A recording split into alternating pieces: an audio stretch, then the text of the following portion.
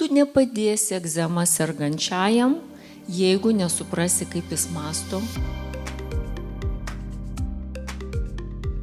Kas yra egzema? Egzema be abejo tai yra prigimtinis jautrumas. Tie žmonės gimsta su didžiuliu noru pakeisti pasaulį. Bet kokiu kaina, kaip tai daro, reikia irgi mokytis tą daryti. Ir jie dažniausiai sprogsta, jie nervingi, impulsyvūs, jie nelaiko dėmesio, jie neišsėdė nei 30 minučių pamokose, mokytojų jų nemėgsta. Bet tai yra labai gabūs, labai muzikalūs vaikai, juos reikia matyti kitaip.